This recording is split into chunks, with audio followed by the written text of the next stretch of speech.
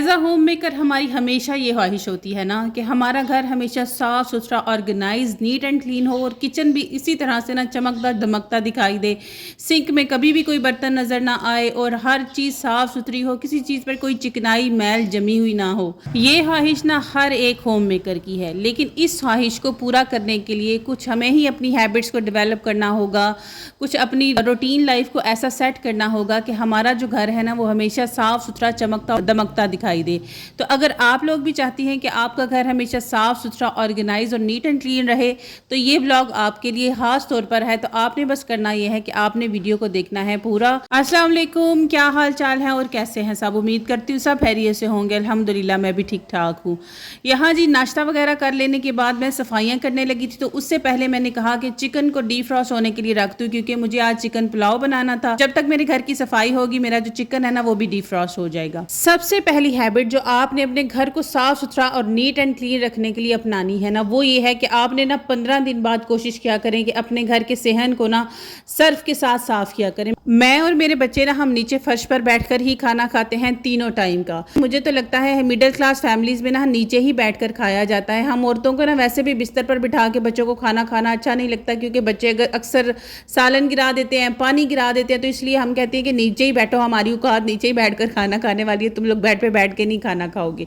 तो इस तरह से ना जो अक्सर कहीं अगर फर्श पर सालन वगैरह या कोई चिकनाई के हाथ लग भी जाए ना, तो हम उसको उस फौरी तौर पर साफ़ तो कर देते हैं, लेकिन वो चिकनाई ना जमी रह जाती है। इस तरह से जो भी चिकनाई आपके फर्श पर होगी वो साफ़ होगी और आपका फर्श देखिएगा कैसे चमकता दमकता दिखाई देगा।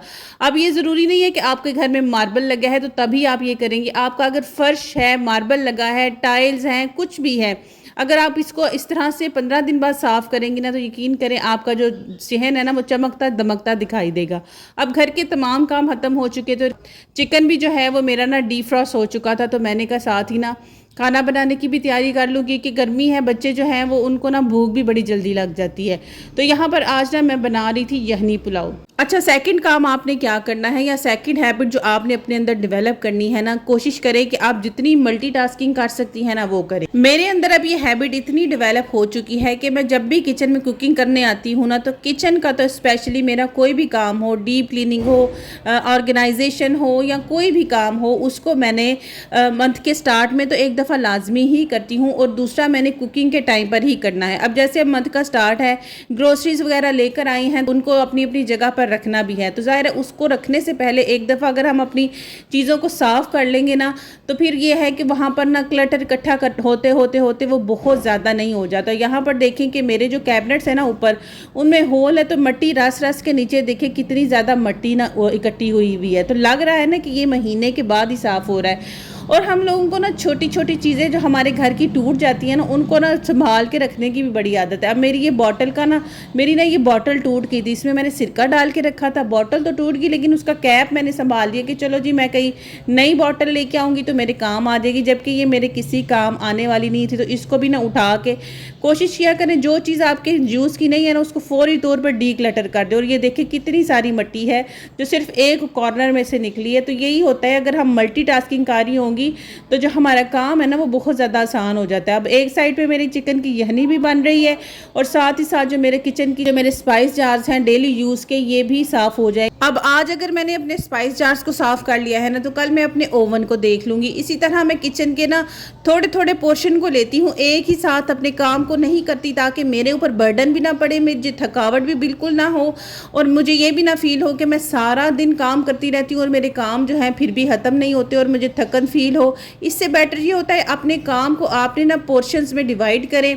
कुकिंग के टाइम को प्रॉपरली यूटिलाइज करते हुए ना आपने देखना है कि कौन से आपके जो किचन के कॉर्नर है ना वो महीने के कौन से दिन में आपने साफ़ करना है। तो इस तरह से आपका किचन हमेशा साफ़ सुथरा चमकता दिमकता दिखाई देगा। और वैसे भी ना चीज़ों को अगर हम टाइम टू टाइम देखते रहे ना, उनकी टाइम टू टाइम क्लीनिंग करते रहे, रीऑर्गेनाइजेशन करते रहे, चेक करते रहे कि कौन सी चीज़ कितनी गंदी है, कौन सी चीज़ को किस तरह की केयर की ज़रूरत है, तो हमारी चीज़ों की भी जो लाइफ है ना वो लॉन्ग होती है। अब जैसे मैंने एक दिन कुकिंग के टाइम पे मैंने अपने जो स्पाइस जार्स हैं या लेज़ी सूजन है या जो मेरे पास गमले पड़े हैं इनको मैंने साफ़ कर लिया है। यानी कि एक दिन का जो मेरा काम है ना वो हो गया, मेरी डीप क्लीनिंग भी हो गई। तो दूसरे दिन मैंने क्या करना है कि मैंने अपने ओवन को साफ़ कर लूँगी।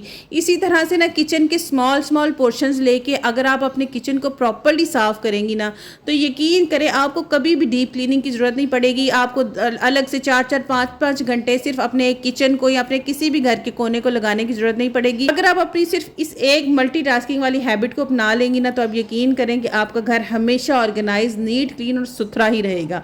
अब यहाँ पर देखिए यहनी भी रेडी हो गई थी और मेरे किचन का जो कॉर्नर है वो भी बिल्कुल साफ सुथरा हो चुका था। बस यही फायदा होता है मल्टीटास्किंग का। अब यहाँ पर ना मेरी अम्मी आई हुई थी, जब मैं काम कर रही थी ना तो मैंने उन्हें कहा कि आप ना ये लहसन के 2-3 जवे पकड़े तो इसको भी छील दे।